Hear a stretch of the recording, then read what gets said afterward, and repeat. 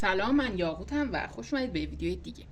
توی این ویدیو میخوام به کتابایی که توی چالش 24 ساعت کتاب خوندن قبلی خونده بودم نمره بدم و یکم دارم دیرتر از زمانی که این چالش رو شروع کردم این ویدیو رو ضبط میکنم.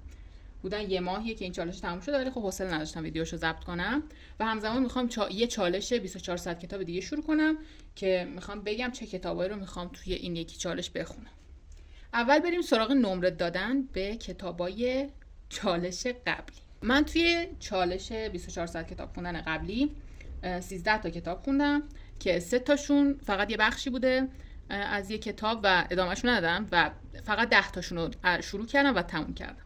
البته یکیشون هم بود که نصفش رو قبلا خونده بودم و بقیهش افتاد توی این چالش 24 ساعت کتاب ساحل رویاها که ریویوش هم توی کانال هست، میتونید برید ببینید. اینا کتابایی که من توی چالش 24 ساعت کتاب خوندن قبلی خوندم و میخوام دونه دونه بهشون نمره بدم. اولین کتاب گورستان از نیل گیمن که 100% نمرش 10 از 10 مثل تمام کتابای نیل گیمن، مثل کورالین اینجا هستن، اقیانوس انتهای جاده و جم مثل جادو و یه سری دیگه‌اش که من هنوز خوششانس نبودم اونقدر که بتونم گیرشون بیارم و بخونم، ولی 10 از 10 یکی از بهترین کتابایی که خوندم.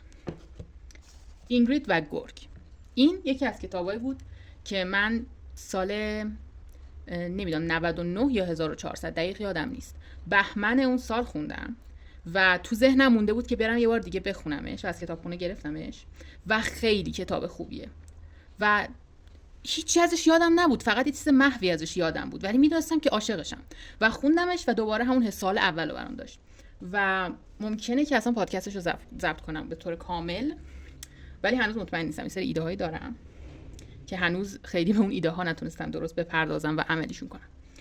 اصلا مشخصه که نمرش 10 از 10 و به نظرم میتونست جلد جذاب تری داشته باشه با این داستان جذابی که داره، ولی خب این کیف میده به خاطر اینکه مثلا یه کتابو تو میخونی بعد بهش احساس مالکیت پیدا میکنی که کتاب مورد علاقه منه، کسی دیگه حق نداره این کتاب مورد علاقش باشه. کتابایی که مثلا جلدای ساده اینجوری دارن و خیلی اغراق شده نیستن به نظرم کمتر آدما رو جذب میکنن و اینجوری میتونه کتاب محبوب خودم بمونه بدون اینکه کسی بخواد دخالتی بکنه و مثلا مثل من عاشق این کتاب بشه. آره خیلی توضیح نمیدم چون معلومه چی دارم میگم. خب کتاب بعدی چگونه سر پدر و مادر خود رو گول بمالیم بوده. اصلش از انتشارات هوپا اگه اشتباه میکنم، نمیدونم دارم اشتباه میکنم یا نه، ولی من 2 تا جلد دیگه از این کتابو انتشارات اصلیشو دارم و این از این نشرای الکیه که اصلا هیچی به هیچیه و الان این اندازش از اون 2 تا بلندتره و ببین یه مشکلی که این داشت، من اصلا محتوای کتاب مشکل ندارم، خب بیت جانسون واقعا قلمش خوبه مخصوصا برای مثلا بچه‌ها و اینا و خودم حالا دیگه خیلی بچه حساب نمیام ولی خیلی دوست داشتم این کتابو، مثل بچگی که میخوندم دوست داشتم. مشکل بزرگی که این ترجمه داره چیه؟ تاریخ‌ها رو چجوری ترجمه کرده؟ مثلا دوشنبه 17 اسفند داداش این چیه؟ اون مثلا نوشته 1 ژانویه کریسمس فلان، تعطیلات کریسمس 1 ژانویه، نمیدونم 23 فوریه فلان. اینو دوست نداشتم نشته شد ولی فقط می‌خواستم اینو بخونم، فقط دوباره برم تو فضا بدون اینکه داستان تکراری باشه و داستان جدید از پیت جانسون بخونم و لویی. نمره هم که بخوام به کتاب بدم به ترجمهش اگه بخوام بدم که 0 اوکی، ولی مطمئنم که اگر اون ترجمه‌ای رو می‌خوندم که ترجمه اصلی بود 10 میدادم، پس 10 چون داستان قشنگی داره. با قدرت انضباط شخصی نمره 2، اصلا نمیخوام راجبشون حرف بزنم، اگه خوب بودن که راجبشون ویدیو میساختم. رشد و پیشرفت شخصی نمره 3، نمیخوام صحبت کنم. ساحل رویا واقعا قشنگ بود، ویدیوهاش هم ساختم، ریویوه که البته شامل اسپویل میشه ولی اگه نمیتونید برید بخرید برید ریویو کتاب رو ببینید که کامل تعریفش کردم از دیدگاه خودم. و نمره هم 10 از 10، کتاب خیلی قشنگی بود دوستش داشتم و 10 از 10. داستان‌های ترسناک برای خواندن در تاریکی. ببین عکس نیستن نقاشیاش واقعا ترسناکن، یعنی اینجوریه که میرینی تو خودت خب، ولی داستاناش نه. مثلا اون داستانای آمیانه میگن اینا، از اینایی که مثلا دهن به دهن میچرخه و اینا خب میتونم درک کنم به عنوان چند تا داستان عامیانه، ولی نقاشیش ترسناک‌تر بود. ولی با داستانش زیاد ارتباط برقرار نکردم و خیلی هم زود تمومش کردم. یعنی داستانی کوتاهه و زود تموم میشه و اونقدرم نمیترسیم. نقاشیاشو ببینی ولی خیلی نمیترسیم. نمره هم 5 از 10. اوکی. ولی که حوصله‌ات سر نره میتونی بخونی. کتابخانه عجیبه هاروکی موراکامی که ریویو این کتابو هم گذاشتم توی چنل و کتاب خیلی قشنگی بود، حال کردم. زودم تموم شد. فکر کنم نزدیک 40 دقیقه طول کشید، شدم کمتر. و نمره 9 از 10. دوست داشتم. و باشگاه 5 صبحی ها که خیلی کتاب خفنی بود. یعنی همه کتابای انگیزشی و نمیدونم اینجور چیزا جمع شده تو این کتابه. این یکی رو بخونی انگار همه اونا رو خوندی و واقعا ارزششو داره که بخونیش. و اگه حوصله نداره بخونیش، من همه رازهاشو توی یک ویدیویی که ضبط کردم و توی چنل گفتم و یکی هم راجع به داستانش صحبت کردم که اگه بخوای بخونی قراره با چیا مواجه بشی و خفنه. خدایی خفنه. نمره 8 از 10. آره. نسبت به بقیه کتابایی که تو این ژانر خوندم واقعا این بهترینش بود. خب حالا اینا رو جمع کنیم. بریم سراغ کتابایی که من میخوام توی چالش 24 ساعت، کتابی که میخوام شروع کنم بخونم. اول که این 3 تا کتاب محبوب این 3 تا کتاب مورد علاقه‌مو میخوام بخونم. این جلد 1، این جلد 2، این جلد 3. هر کدومش رو خیلی بارهای زیادی خوندم و یه جلد 4 هم داره که هنوز ترجمه نشده ولی من پی دی افش رو خوندم. ببینید چرا حالا میخوام بخونمش؟ به خاطر اینکه میخوام ازشون ویدیو ضبط کنم و کلی ایده دارم و باید دوباره بخونمشون تا بشینم ایده‌امو راجبشون بنویسم و ویدیو ضبط کنم. پس اینا رو قراره بخونم. اینا که دارم نشون میدم قرار بود تو چالش قبلی بخونم، ولی یه سری کتاب جدید مثلا خریدم و از کتابخونه آوردم و اینا نشستم اونا رو خوندم. ولی اینا رو دیگه قراره واقعا بخونم تو این یکی چالش. اینو تقریبا نصفشو خوندم و نصف دیگه‌اش مونده. کابوس زدگان از دن پاولاکی. نمیدونم، مطمئن نیستم. احساس می‌کنم دارم اشتباه می‌کنم. ولی من از ایشونم چند تا کتاب خوندم و خیلی کتاباش خفنه. اینم قبلا خوندم، تا 3 سال پیش خوندمش. اینا مثلا تیمارستان متروک، عشق من این کتابه، یا این نفرین شده. این دوتا واقعا خفن و یه چیزی که من خیلی خوشحالم بابتش، این دوتا کتابو ازش پیدا کردم و خیلی خوشحالم که الان محتوای جدید ازش دارم. یه چیزی که تا حالا نخوندم و میتونم دوباره ازش بخونم و تجربه کنم. و اگه سوالتون اینه که چرا اینایی که اسم بردم اینجان، چون کتاب مورد علاقه‌مه. رو این میزن تو کتابخونه نیستن و اینو تا یه جایش خوندم و چون حالت ترسناک داره، پاییز، اولای پاییز همیشه حالت اینجوری داره که بشینی کتاب ترسناک بخونی، برای همین شروع کردم بخوندنش.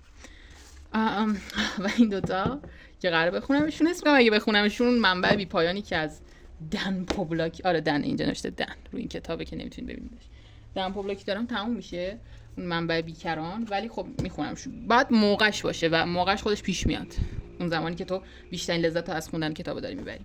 سیرک شبانه که میدم انتشارات خوبی نیست، ولی به هر حال. نجواگر یه چیزی لایه کتاب است. اوکی. عکس بود. اوکی. نجواگر که احتمالاً آخرای چالش بخونمش، درباره کارگردانی فیلم که 1/3 رو خوندم. اونجایی که نمیدونید، شاید هم میدونید، دوستم کارگردان بشم، خیلی دوست دارم. تاجر ونیزی از کتابخونه آوردم. 1984 که بازم از کتابخونه آوردم. و این کتاب، این لعنتی، اینو تابستون سال قبل از کتابخونه آوردم خوندم و دوباره گرفتم آوردم بخونم، چون کتاب بی‌نظیریه. 10 از 10. از اینایی که وقتی میخونیش پشمات میرزه. خیلی دوستش دارم، برای همین گفتم که من نمیتونم دوباره اینو نخونم، باید یه بار دیگه بخونمش. چون خدا رو شکر، از این بابت من خدا رو شکر کنم که بعضی کتابایی که بیشتر کتابایی که میخونم یادم نمیمونم چی بودن. یعنی یه ایده کلی ازشون دارم ولی به طور کلی داستان یادم میره. خب و چیز خوبی که وجود داره اینه که من میتونم با همون لذت اولیه‌ای که یه بار یه کتاب خوندم دوباره بشم اون کتاب بخونم و همون لذت ازش ببرم. شاید یه ذره کمتر ولی نه خیلی کمتر. یه کتاب دیگه هم هست، مهاجمان آسمان، 5 پادشاهی. فقط به خاطر اینکه انتشارات پرتغال بود گرفتمش از کتابخونه و یکم چلوسه. یه کتاب تو کتابخونه دیدم خیلی خیس بود، نمیدونم چجوری میگم، نمور بود، انگار مثلا اونی که مثلا اومده اهدا کرده کل کتابخونه‌شو آب گرفته و کتاب قشنگ برگه‌اش نم داشت و من گذاشتمش همونجا، گفتم ببین تا خوشی من برمیگردم و هر وقت خوش شد برمیگردم. عکسشو گرفتم که هر وقت خشک شد بیارمش. البته با اینا رو تموم کنم بعد برم بنده خدا رو بیارم، تا الان خیلی گذشته و احتمالاً خوش شده ولی من هنوز اینا رو نخوندم. فقط اینا که این آرم زردار دارم مال کتابخونه است، بقیه‌اش خدا شکر مال خودمه. و وقتی کتاب خوب میخوام که مال کتابخونه است ناراحت میشم، چون میگم که کتاب مال من باشه و معمولا میرم میخرمش، شاید هم نخرمش. و از اینم تجربه خوبی دارم. یه بار کتاب از کتابخونه آوردم خوندم، کتاب خیلی قشنگه، چندین بار دیگه هم خوندمش و سریع رفتم خریدمش، به خاطر اینکه به نظرم این کتاب لیاقت اینو داشت که تو کتابخونه‌ام باشه. مثل کتاب اینگرید و گورک که الان حوصله‌ام نمیشه از بین این کتابا بکشمش بیرون، ولی احتمالاً ویدیو راجعش بسازم. از کتابای مورد علاقه‌ام که قراره ویدیو بسازم، پس باید شروع کنم. اول از محدوده مرگ شروع می‌کنم و این کتاب محدوده مرگ قرار خیلی راجعش حرف بزنم. اینایی هم که دارم میگم احتمالاً تو ویدیوی بعدی هم بگم، ولی میخوام بگم که این کتابو من نزدیک به 2 سال توی لیست خریدم بود. یعنی من ویژن بورد درست می‌کردم، عکس اینو از گوگل می‌گرفتم می‌ذاشتم رو ویژن بوردم، اینجوریام که من کتاب رو می‌خوام و واقعا به موقع به دستم رسید. یعنی دقیقاً موقعی به دست من رسید که دقیقاً افکارم، اون حالات روحیم با اولویا آدلر شخصیت اولی کتاب تو یک راستا قرار داشت و هر کدوم از جلدهای بعدیش که اومدن دوباره توی زمانهای منتشر شدن و من خریدمشون که دوباره اون فاز و اون حال هوا رو داشتم و میتونستم اولویا رو درک کنم. برای همینه که کتاب مورد علاقمه، چون اولویا خیلی شبیه منه و قرار کلی راجبش حرف بزنم. و اینکه یکی از اولین کتابایی بود که من از انتشارات پرتغال خوندم، اما کتاب مورد علاقمه. اصلا برام مهم نیست که دارم بزرگ میشم و این ژانر نوجوانانه، نه برام مهم نیست. من 50 سالم بشه 60 سالم بشه این کتاب مورد علاقمه، تا 1000 رو بخونمش. و این نسبت به جلد 1 و 2 خیلی قدیمی شده، زیاد مشخص نیست ولی شده و من از این لذت میبرم. نمیدونم چرا، اگر بقیه کتابم خشوشون بیفته این لذت رو نمیبرم، ولی اینکه کتاب مورد علاقم کمی حالت خمیده و اینکه سال خورده از پیدا کنه بهم کیف میده. خب فعلا دیگه زیاد حرف زدم. ممنونم که این ویدیو رو دیدید. اگه خوشتون اومد حتما لایک کنید و اینکه تو ویدیو بعدی میبینمتون و بریم شروع کنیم چالش رو. خدافظ.